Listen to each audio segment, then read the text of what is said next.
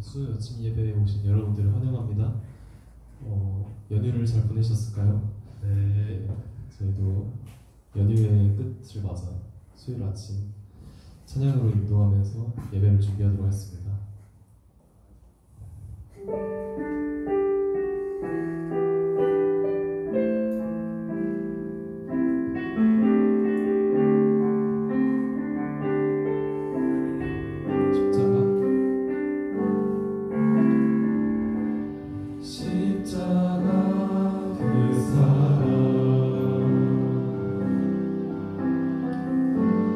멀리 떠나서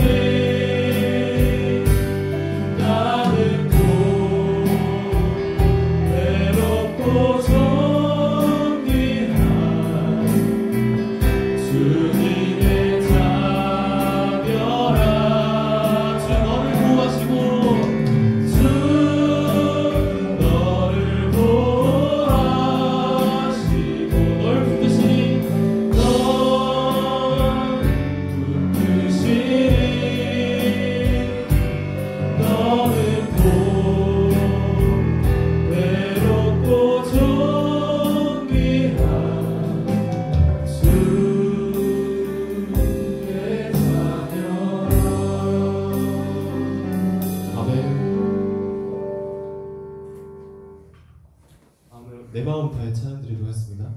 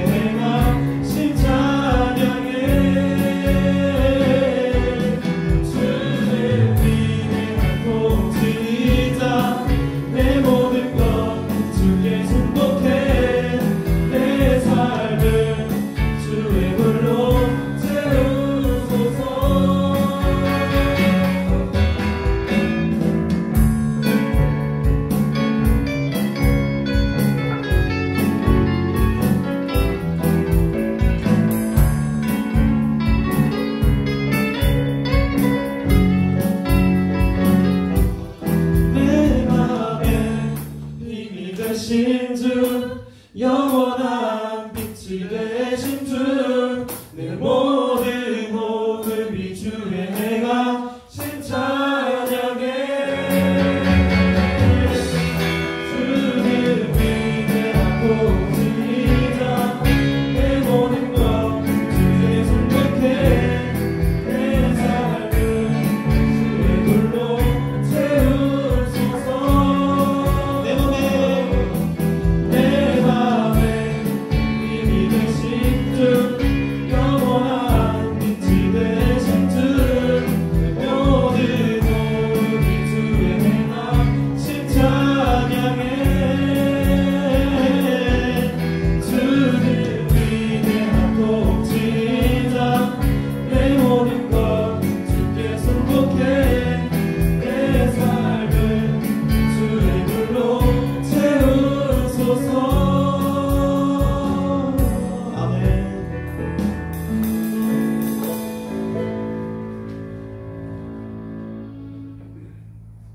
마지막으로 내 모습 이대로 찬양드리도록 하겠습니다.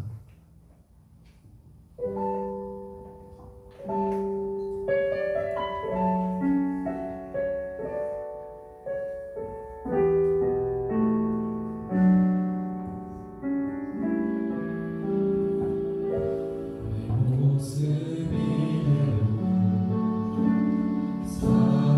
사랑하시네. 연약한 그대로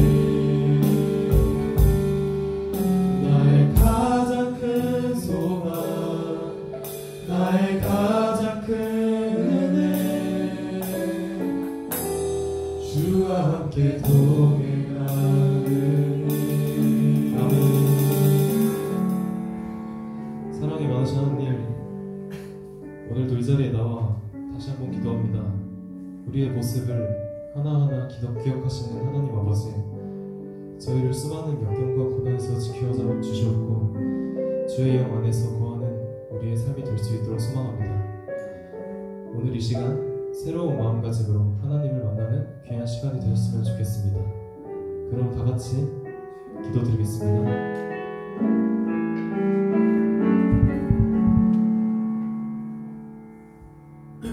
기도하겠습니다. 하나님 아버지, 오늘도 이렇게 이른 아침에 예배에 참여할 수 있는 소중한 기회를 주심에 감사합니다. 항상 내 마음대로 만족하며 살아가더라도 결국 큰 역경을 마주하게 되거나 미래의 결과를 예측할 수 없는 큰 시험을 치르게 되는 것과 같은 상황들을 마주할 때 결국 주님을 찾게 되고 주님에게 의지하게 될 수밖에 없음을 알고 있습니다. 또 주님 안에 거하면서 살 때 진정으로 기쁨을 누릴 수 있음을 알고 있습니다. 하지만 이렇게 잘 알매도 불구하고 주님과 성경의 말씀을 망각한 채 살 때가 많습니다. 세상의 기준으로 삶을 살아가고 내 기준으로 판단하거나 행동하는 수많은 이런 현 상황에서 하나님을 바라볼 수 있게 해주세요. 어떤 상황이든 내가 기준이 되는 것이 아닌 주님이 기준이 되고 주님의 시선으로 모든 것을 바라보며 그에 맞게 생각하고 행동하는 저희가 되게 해주세요. 임용고시 준비, 과제, 팀플, 동아리 활동, 알바, 직장생활 등 바쁜 삶을 살면서도 항상 주님이 우선시되며 성경 말씀을 매 순간 잊지 않는 우리가 되길 간절히 소망하며 예수님 이름으로 기도합니다. 아멘. 넘겨주시면 될 것 같아요. 네, 오늘의 성경 말씀은 빌립보서 2장 1절에서 11절까지입니다. 제가 봉독해 드리겠습니다. 그러므로 그리스도 안에 무슨 권면이나 사랑의 무슨 위로나 성령의 무슨 교제나 긍휼이나 자비가 있거든 마음을 같이하여 같은 사랑을 가지고 뜻을 합하며 한 마음을 품어 아무 일에든지 다툼이나 허영으로 하지 말고 오직 겸손한 마음으로 각각 자기보다 남을 낮게 여기고 각각 자기 일을 돌볼 뿐더러 또한 각각 다른 사람들의 일을 돌보아 나의 기쁨을 충만하게 하라. 너희 안에 이 마음을 품으라.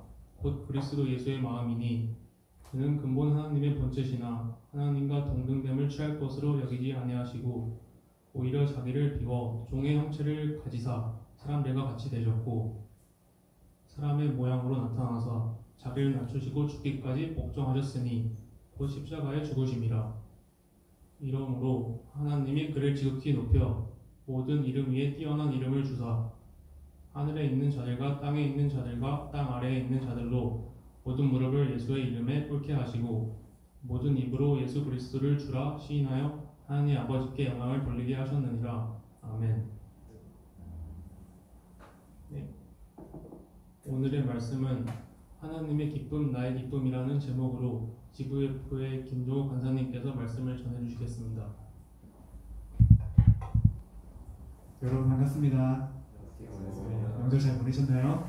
네. 며칠 동안 쉬고 와서 아침 일찍 오기가 쉽지 않았을 텐데 이 자리를 힘써지켜주시는 여러분들 진심으로 축복합니다. 오늘 우리가 읽었던 빌립보서 말씀은 사도 바울이 빌립보라는 도시에 있는 교회 성도들에게 쓴 편지입니다. 빌립보 교회는 바울이 선교함에 세웠던 유럽의 첫 번째 교회였습니다. 여러분 빌립보서는 4장밖에 되지 않는 짧은 성경인데요. 쭉 읽어보면 특별히 많이 눈에 띄는 단어가 있습니다. 바로 주 안에서라는 말과 기쁨이라는 단어입니다. 바울은 빌립보 교인들을 생각하면서 기쁨과 감사의 마음을 전하고 있기도 하고요.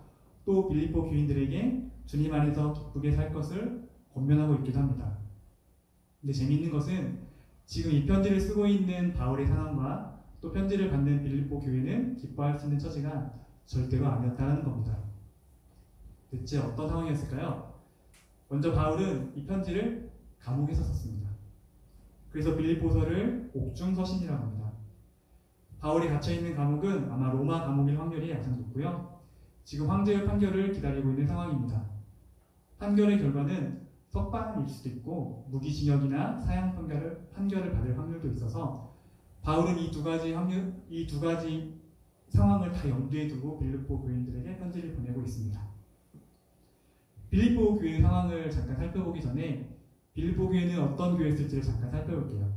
앞에서 말한 것처럼 빌립보 교회는 바울에 의해 유럽의 첫 번째로 세워진 교회입니다. 여러분 바울이 전도 여행을 했던 거 아시나요? 1차, 2차, 3차에 걸쳐서 전도 여행을 했는데요. 바울은 유대인임에게도 불구하고 이방인들에게 복음을 전하는 열심을 냈던 사람입니다. 바울의 원래 계획은 이스라엘의 위쪽 지역인 시리아와 터키 지역을 전도하는 것이었습니다. 터키에서 북쪽에서 동쪽으로 가서 복음을 전하는 거였는데 어느 날 밤에 꿈인지 환상인지 모르는 모습을 보게 됩니다. 그게 뭐였냐면 그리스의 마케도니아 지역의 사람이 자기를 향하여 손을 흔들면서 와서 우리를 도와라라는 소리를 들은 것이었습니다. 과연 이게 무슨 뜻일까 바울은 고민하다 이것이 하나님의 뜻이라는 생각을 하고 북동쪽으로 가는 계획을 포기하고 바다를 건너 서쪽 유럽으로 가게 됩니다. 그때 바울이 들어갔던 첫 번째 지역이 바로 빌립보였던 것입니다. 여러분 사도행전에 보면 여기에 가서 만났던 사람에 대한 장면이 나오는데요. 혹시 자주 옷감을 팔았던 루디아 들어본 적 있나요? 전민 들어봤죠? 루디아와 또 귀신 들린 여종의 귀신을 쫓았다가 주인으로부터 매질을 당합니다. 신고당해서. 근데 거기에서 바울과 시라가 찬양과 기도를 하니까 옥문에 지진이 나서 옥문이 열리고 또 옥문이 열리니까 그 감옥을 지키던 간수가 죄수들이 다 도망간 줄 알고 자결을 하려고 합니다. 그때 그 유명한 말을 바울이 남기죠. 멈추시오. 주 예수를 믿으라. 그리하면 너와 내 집이 구원을 얻으리라 하면서 복음을 전했던 이 사도행전에 나오는 이 배경이 바로 빌립보 지역이었습니다. 그러니까 그 사람들이 아까 자주장사 루디아나 또 감옥에서 만났던 간수의 가족들이 빌립보 교회를 이루는 구성원들이었을 것입니다. 여러분 당시에는 온 세상이 복음의 불모지였잖아요. 바울은 어느 지역에서 교회가 어느 정도 세워지고 안정이 되면 곧바로 그 지역을 떠나 다른 지역으로 복음을 전하러 갔습니다. 그러니까 빌립보 지역에서도 그렇게 오래 머물지는 않았습니다. 빌립보 지역을 떠난 지 10몇 년의 시간이 지났을 때 빌립보 교회의 소식이 들려오게 됩니다. 그럼 그 당시에 빌립보 교회는 어떤 상황이었을까요? 빌립보 교회는 안팎으로 굉장히 큰 고난을 당하고 있었습니다. 빌립보는요, 로마의 퇴역 군인들이 많이 살고 있었기 때문에 로마에 대한 애국심이나 로마 시민에 대한 그 자부심이 상당히 컸던 도시라고 합니다. 그러니까 이 도시는 어떤 종교가 굉장히 성행했냐면 황제 숭배 사상이 굉장히 컸고요. 거기에 그리스와 이집트 신을 함께 섬기는 혼합 종교가 나타났습니다. 이곳 사람들은 자기 직업별로 조합을 설립해서 경제 생활을 했는데 그 조합마다 각자 섬기는 신들이 있었다고 합니다. 그런데 기독교는 황제 숭배도 거부하고 혼합 종교도 인정하지 않으니까 이 그리스도인들이 이 조합 안에서 믿음을 지키며 일상생활하기가 무척이나 힘들었다고 합니다. 그래서 이 상황을 고린도후서 8장 2절에는 환난에 많은 시련과 극심한 가난이 있었다라고 설명을 합니다. 그리고 교회 안에는 또 어떤 힘든 일이 있었냐면 유대주의자들이 잘못된 복음을 가지고 교회 안을 혼란케 했습니다. 그게 뭐냐면 할 일을 하고 율법을 지킴으로 구원을 받는 자는 거짓 복음에 대한 도전이었습니다. 또 교회에서 헌신했던 유오디아와 순도계라는 두 여인의 갈등까지 있어서 빌립보 교회 내부 상황도 굉장히 어려운 상황이었습니다. 그럼에도 빌립보서는 기쁨의 서신이라는 별칭이 붙었을 만큼 기쁨을 이야기하고 있습니다. 아니, 어떻게 바울은 별로 기뻐할 일이 없어 보이는, 오히려 힘들어 보이는 이 상황에서도 기쁨을 이야기하고 있을까요? 여러분 보통 어떤 사람들이 언제 기쁘다고 이야기하나요? 보통 자기들이 원하는 것이 뜻대로 다 이루어졌을 때 기뻐하는 것 같지 않나요? 그런데 사람들이 원하는 것이라는 것들이 보통 성경에서 말하는 육신의 정욕, 또 안목의 정욕, 이생의 자랑 같은 것들이라고 생각합니다. 그러니까 대부분 사람들은요, 육적인 요구가 어느 정도 채워졌을 때, 또 원하는 것들이 성취됐을 때, 그리고 명예를 얻었을 때 온전한 기쁨에 이를 것처럼 여기는 것 같습니다. 그래서 그걸 위해서 아주 열심히 또 살아갑니다. 여러분 동의하시나요? 네. 만약 그런 것들에 결핍이 생기게 되면 기쁘지 않다고 여기게 되는 거죠. 근데요, 성경에는요, 이런 것들에게 거의 근접하게 다 이뤄본 한 사람에 대한 이야기가 나옵니다. 그게 바로 누구냐면 솔로몬입니다. 그리고 솔로몬은 이렇게 이야기합니다. 그거 내가 다 해봤거든. 그런데 헛되다, 허무하다 라고 말합니다. 정말 그런 걸 다 해봤을 때 헛되고 허무한지 한번 경험해보고 싶긴 합니다. 하지만 어쨌든 보통 사람들이 성경은 보통 사람들이 원하는 모든 것이 다 채워진다고 하더라도 결코 진정한 만족이나 진정한 기쁨을 누리지 못한다라고 이야기합니다. 그러니까 이런 것들은 결코 기쁨의 근원이 될 수 없다라고 말을 하는 거죠.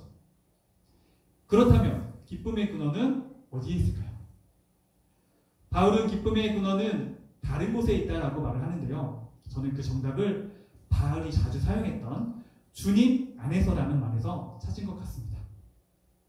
그래서 바울은 궁극적 기쁨의 근원인 주님 안에 머물려고 최선을 다해 살아갔던 사람임을 알 수 있습니다. 빌립보서 1장 20절, 21절 말씀입니다. 제가 읽어드릴게요. 나의 간절한 기대와 희망은 내가 무슨 일이나 부끄러움을 당하지 않고 늘 그러했듯이 지금도 큰 용기를 가지고 살든지 죽든지 나의 생활을 통틀어 그리스도의 영광을 드러내는 것입니다. 나에게는 그리스도가 생의 전부입니다. 그리고 죽는 것도 나에게는 이득이 됩니다. 라고 말씀합니다. 이런 바울의 삶의 자세는 4장에서 내게 능력 주시는 자 안에서 가난하든지 부하든지 어떤 상황에서도 자족하며 살아갈 수 있게 하는 삶의 비결이 됩니다. 라고 고백합니다. 다른 사람이 볼 때 바울은 아무것도 채워진 게 없습니다. 결코 그의 삶은 만족할 수 없을 것 같은 삶을 살고 있는 것 같습니다. 그럼에도 불구하고 그는 오히려 기쁨을 잃어버리지 않은 삶을 살았다는 겁니다. 여러분, 사람들의 마음에 하나님의 자리가 있습니다. 그런데 하나님의 자리는 있는데 하나님을 잃어버렸다고 합니다. 그러면서 사람들은 진정한 기쁨도 같이 잃어버렸습니다. 그래서 열심히 나름의 기쁨을 찾아서 그것을 채우려고 열심히 노력하지만 그것들이 일시적인 기쁨을 줄지언정 온전한 기쁨을 주지는 못한다고 합니다. 왜? 왜냐하면 하나님의 빈자리는 하나님으로만 채워질 수 있기 때문입니다. 그렇다면 하나님의 그 빈자리를 하나님으로 채우는 구체적인 방법은 무엇일까요? 저는 오늘 말씀을 통해서 바울이 말하는 하나님의 빈자리를 채우는 방법이란 우리에게 하나님의 기쁨이 되는 일들이 있을 때 그 빈자리가 채워질 수 있음을 이야기한다라고 생각했습니다. 그러한 일들이 우리에게 있을 때 온전한 기쁨을 맛볼 수 있게 하는 비결이라고 말이죠. 특별히 2장의 말씀은 사람과 사람 사이에서 이루어지는 하나님의 기쁨이 되는 일들을 이야기합니다. 여러분 1절 한번 보여주실래요? 1절을 보시면 권면, 위로, 교제, 긍휼히 여기는 것, 또 자비는 혼자서 할 수 있는 일들이 아닙니다. 저는요, 이 자리에 한 예배 공동체로 모인 우리가 이 2장의 말씀에 귀 기울여서 우리 안에도 하나님의 기쁨이 되는 일들이 있어지길 소망합니다. 그래서 한 사람 한 사람이 온전한 개인의 기쁨을 누리고 또 그 개인의 기쁨이 넘쳐서 공동체의 기쁨으로 이어지길 소망합니다. 여러분 2절에서 4절을 보면 우리가 함께 일을 할 때 어떤 마음과 어떤 자세로 일을 해야 되는지 구체적으로 기록을 하고 있습니다. 그런데 이 모든 일들의 바탕이 뭐냐 하면 5절에 말씀하는 예수 그리스도의 마음입니다. 그리고 6절부터는 그 예수 그리스도의 마음이 무엇인지를 또 설명하고 있습니다. 어떻게 설명하나요? 예수님은 하나님과 본질이시지만 하나님과 같은 존재가 되지 않으셨다. 여러분 창세기 3장에 나오는 사람과 완전히 대조되는 모습으로 이 말씀이 나오고 있습니다. 여러분 창세기 3장에서는 사람은 하나님처럼 되려고 했습니다. 하지만 예수 그리스도는 어떻습니까? 그런 예수님이 자기를 낮추셨습니다. 어디까지 낮추셨냐면 가장 수치스럽게 죽는 십자가에서 죽기까지 복종하셨음을 말씀하고 있습니다. 하나님은 그 예수님을 지극히 높이셨고 모든 이름 위에 뛰어난 이름을 주셨습니다. 하늘과 땅의 모든 사람들이 그 이름 앞에 무릎을 꿇게 하셨고 사람들은 모든 입으로 예수님을 주라 시인하였습니다. 그리하여 하나님 아버지께 영광을 돌리게 하였습니다. 이것은 어떤 의미가 있는 말씀일까요? 사도 바울이 살았던 그 시대의 최고의 가치는 명예였다고 합니다. 사람들에게 자신을 한껏 높이고 드러내는 것이 최고의 가치로 여기고 살았던 시대라는 것입니다. 그런 시대를 살아가는 사람들에게 예수님의 마음을 품으라는 것, 즉 겸손은 결코 미덕이 아니었을 것입니다. 하지만 예수님의 마음을 본받아 낮아짐의 마음을 가지고 살아가는 사람을 하나님은 높이십니다. 그때 하나님의 영광이 나타난다라고 말씀하십니다.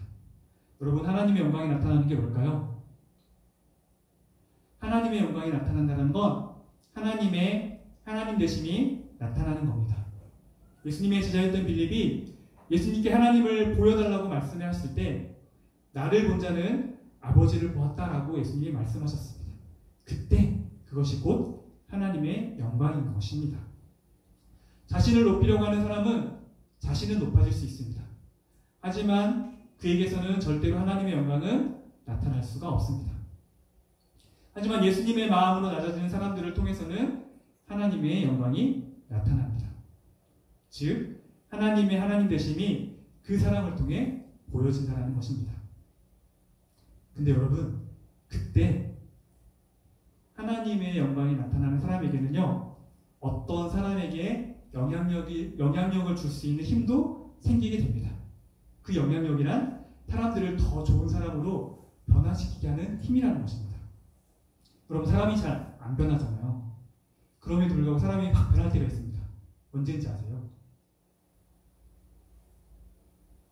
언제 사람이 변하게 될까요? 하나님을 만날 때 사람이 확 변하게 됩니다. 제가 작년에 중고등부 사역을 할 때 정말 힘들었었습니다. 근데 그 중에는 어떤 아이가 있었냐면 정말 너무 마음의 상처가 많아서 어릴 때부터, 초등학교 때부터 담배를 피고 되게 선생님들한테 반항을 많이 하고 흠칫하면은 학교를 빠지는 아이가 있었습니다. 근데 그 아이가 어느 순간 확 변했습니다. 언제 변했냐면 그 아이가 어떤 신학교의 실용음악과 학생들이 집회를 할 때, 집회가 아니라 그냥 발표를 할 때 그냥 우연하게 그 모습 속에서 하나님을 봤대요. 자기의 과거의 모습이 필름처럼 막 돌아가는 게 눈앞에서 보였대요. 그리고 나서 그 아이의 삶이 한순간에 변화되었습니다. 그리고 아이에게 꿈이 생겼습니다. 어떤 꿈이 생겼냐면 그 아이는 아주 피아노를 잘하는 재능이 있었는데 자기가 그 피아노를 통해서 하나님을 예배하는 예배자의 삶을 살아가고 싶다는 것이었습니다. 그래서 그 아이는 예고에 가고요. 예고에서 정말 열심히 피아노 반주를 연습했습니다. 재능이 있었기 때문에 피아노 반주를 되게 잘했고요. 근데 한 가지 못하는 게 뭐였냐면 이론적인 지식이 하나도 없어가지고 그것을 굉장히 열심히 노력하고 또 굉장히 반주하는 실력도 굉장히 좋아졌던 아이가 있었습니다. 여러분, 우리의 모습을 통해서 하나님이 나타난다는 것은 누군가를 변화시킬 수 있는 힘이 생긴다는 것입니다. 근데 그때 이걸 기억하셨으면 좋겠습니다. 우리의 낮아짐으로 우리가 남을 섬길 때 하나님은 우리를 높이신다는 겁니다. 또 그 일들을 통해서 하나님의 영광이 나타난다는 사실입니다. 이 일을 하나님의 기쁨이 되고 우리 안에도 궁극적 기쁨이 찾아오게 하는 것입니다. 그럼 말씀을 맺겠습니다. 여기 있는 우리 한 사람 한 사람이 예수님의 마음을 품어 2절에서 4절까지 나타났던 그 일들을 하셨으면 좋겠습니다. 그리고 우리를 통해 그 일이 일어날 때 여기 있는 우리 공동체가 하나 되는 일이 나타나는 하나 되는 공동체가 되었으면 좋겠습니다. 그리고 빌립보서 말씀이 4장까지 굉장히 짧은 말씀인데 빌립보서에서 말하는 복음에 합당한 삶을 훈련해 보시면 좋겠다는 생각이 들었습니다. 물론 다 잘할 수는 없을 겁니다. 완벽하게 할 수도 없을 겁니다. 그렇지만 내가 할 수 있겠다 싶은 그 일부터 시작해서 하나하나 더 많은 일들을 도전해 보시면 어떨까요? 그렇다면 하나님께서 우리에게 은혜를 주심은 다만 그를 믿을 뿐 아니라 주님을 위하여 고난도 받게 하려 하심이라 말씀하셨습니다. 여러분, 하나님의 기쁨이 된 훈련은 쉬운 일이 아니라 고통스러운 일이 될 수 있을 겁니다. 그렇지만 여러분이 예수님의 마음을 본받아 하는 그 일을 통해 어떤 사람, 특별히 여러분들이 어떤 아이를 만날 때 그 아이들이 하나님을 보게 될 것입니다. 그리고 그것을 통해 아이들이 변화되고 또 아이들의 변화된 모습을 여러분이 보게 된다면 여러분들 또한 그 기쁨을 한껏 누리게 될 것이라고 저는 확신합니다. 그래서 여기 있는 우리 모두가 하나님의 기쁨이 되길 소망하고 또 그 일들을 통해 우리 안에 온전한 기쁨이 회복되는 그런 경험이 있기를 또 소망합니다.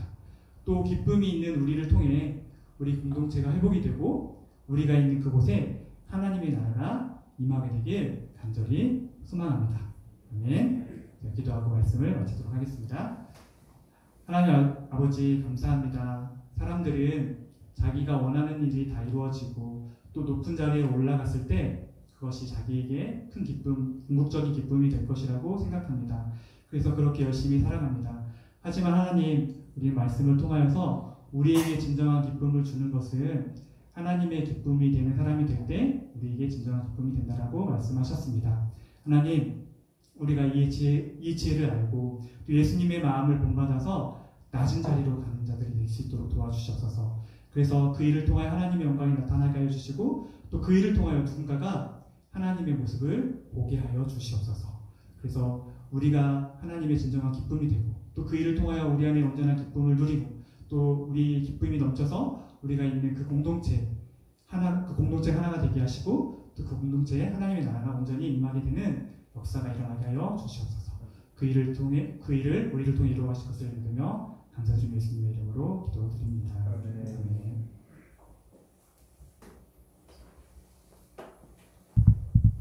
네, 광고하겠습니다. 네, 넘겨주시겠어요? 네, 수요일에 오신 여러분을 환영합니다. 2023년 저희 예배는 선교단체 ESF, CCC, IVF, DSM과 GVF 연합으로 함께 들어갑니다. 이 선교단체에 많은 관심과 참여 부탁드립니다. 네, 매주 수요일 아침 8시에 항상 그렇듯이 수요일 아침 예배가 있으니 많은 참여 부탁드려요. 네, 하나님께 영광을 올리는 꿈땀 찬양팀에서 꿈땀을 항상 모집하고 있습니다. 문의는 실과 2학번의 장한나 자매님께 연락 바랍니다. 네, 비전 선언문을 낭독하도록 하겠습니다. 다같이 자리에 일어나서 손을 들어주시기 바랍니다. 네, 진리 하나, 나는 영혼을 살리는 구사가 하나, 나는 진리를 가르치는 구사가 사랑 하나, 나는 사랑을 실천하는 구사가 하나, 나는 민족을 가슴에 구사가 정의 하나, 나는 정의를 지키는 구사가 하나, 나는 비하를 제시하는 구사가 회복 하나, 나는 비전을 제시하는 구사가 하나. 나는 창조 질서를 회복하는 구사가 네, 보리라 찬양을 부르고 예배를 마치도록 하겠습니다.